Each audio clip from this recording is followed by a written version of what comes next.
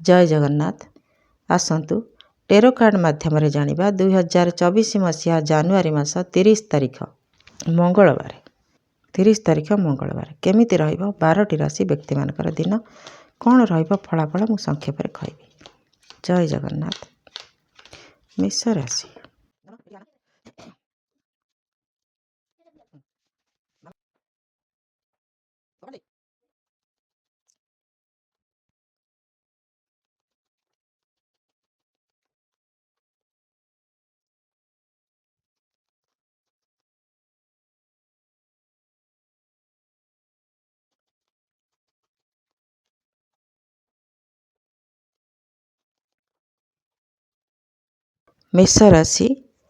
मेष राशि व्यक्ति आपण आज निजे श्रृंखलित रहिबे, निजर परिवार को श्रृंखलित रखिबा पई चेष्टा करिवे। माने जो लोक माने आपण को ठीक लागु नांती आपण तांको ठारू दूरे रहिबा को पसंद करिवे। परिवार भितरे शांति श्रृंखला रहिबो। दाम्पत्य जीवन लव रिलेशन बहुत बढ़िया रहिबो। छात्र छात्री माने जिद्दी लगे पाठ पढ़ा पढ़ी करेंगे। सी एमती पढ़ुची मु पढ़ी एमती गोटे तांकर ध्यान रहिबो। व्यवसायी माने व्यवसाय को लेकिन खुशी रहिबे। वृष राशि व्यक्ति आपण कंपटीशन ने किछि जितिला भली आपन लागिबो। किछि गोटे सफलता पाइबे।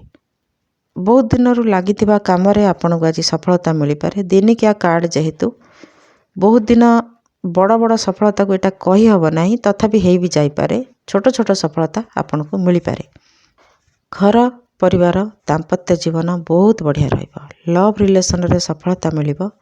छात्र छात्री माने किछि कंपटीशन रे किछि एग्जाम रे सुफल पाइबार आशा जना पड़ुछि।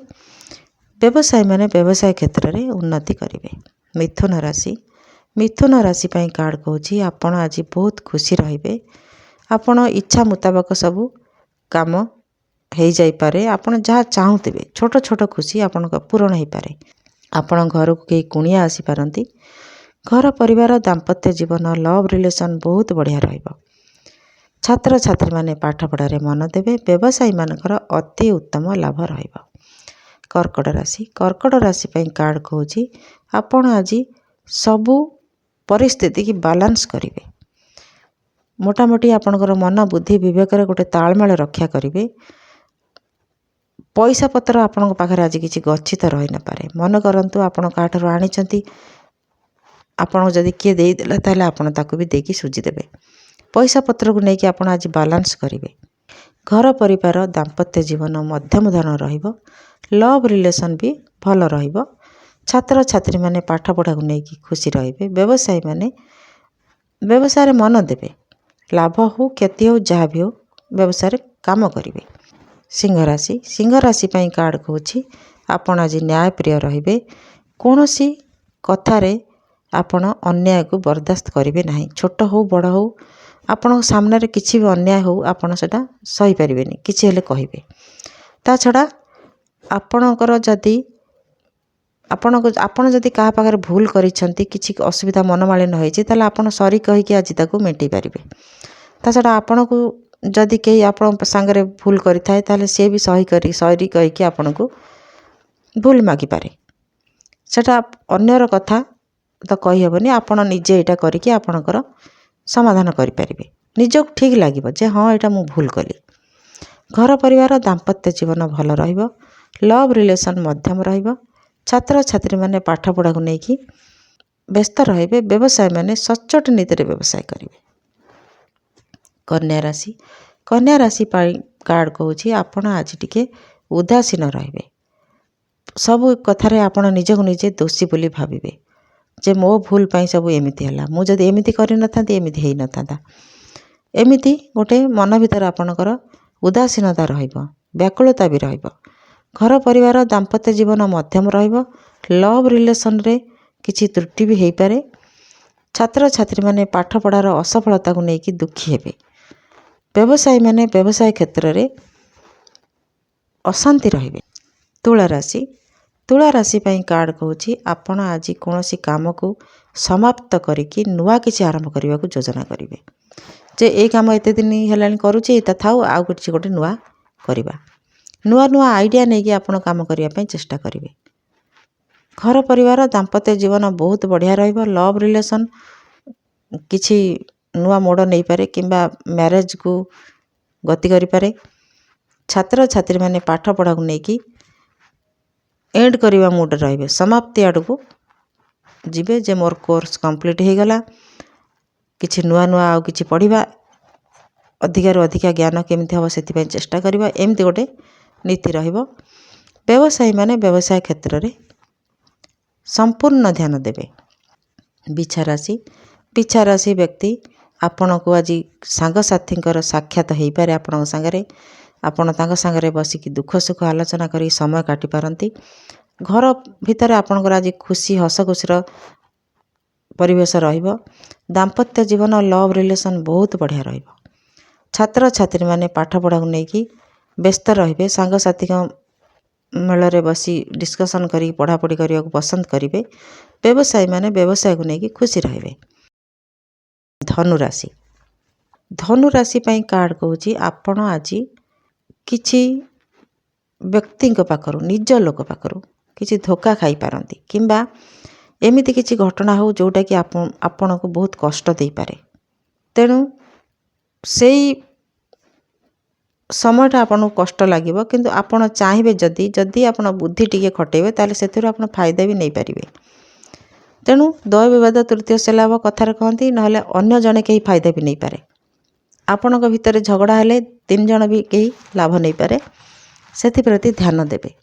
ଘର ପରିବାର ଦାମ୍ପତ୍ୟ ଜୀବନ ଅଶାନ୍ତ ରହିବ।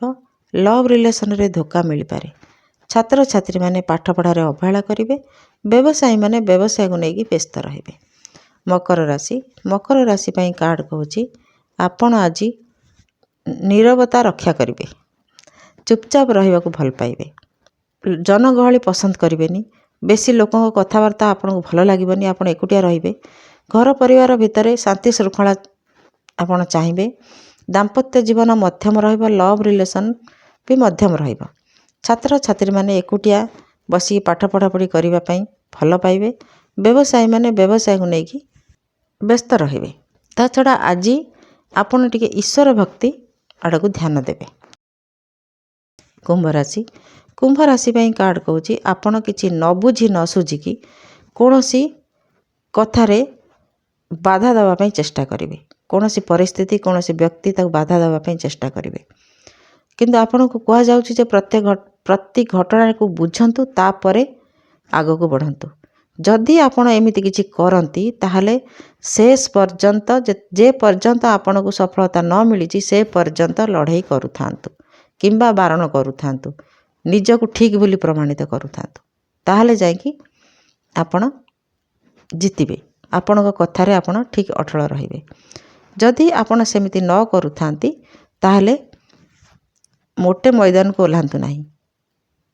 ମୋଟାମୋଟି କଥା ହେଲା, କିଛି ନ ବୁଝି ନ ସୁଝିକି କୌଣସି କଥାରେ ଆର୍ଗୁମେଣ୍ଟ କରନ୍ତୁ ନାହିଁ।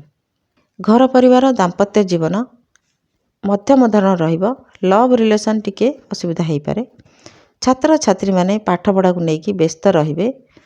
କେମିତି ମନେ କରନ୍ତୁ କୋର୍ସ ସରିବ, ଏମିତି ସେଥିପାଇଁ ଆପଣ ବ୍ୟସ୍ତ ହେବେ। ଏଇ ପାଠଟା ଆଜି ମୋର କେମିତି ସରିବ, ସେଥିପାଇଁ ବହୁତ ଚିନ୍ତିତ ରହିବେ। ପ୍ରୟାସ ଜାରି ରଖିବେ। ଚିନ୍ତିତ ସେଟା ନୁହେଁ, ପ୍ରୟାସ ଜାରି ରଖିବେ। ବ୍ୟବସାୟୀମାନେ ବ୍ୟବସାୟ କ୍ଷେତ୍ରରେ ନିଜେ ପରିଶ୍ରମ କରିବେ। ମୀନ ରାଶି ବ୍ୟକ୍ତି ଆପଣ ଚାହୁଁଥିବା ଖୁସି ଆପଣଙ୍କ ହାତକୁ ଆସିବ। ଯାହା ଚାହୁଁଛନ୍ତି ଆପଣଙ୍କୁ ମିଳିବ। ଗୋଟେ ଦିନ କଥା, ସେମିତି ବଡ଼ ଖୁସି ବି କହିହେବନି, ଗୋଟେ ଦିନର କଥା ବୋଲି ଖୁସି ଯାହା ଚାହୁଁଛନ୍ତି ମିଳିବ।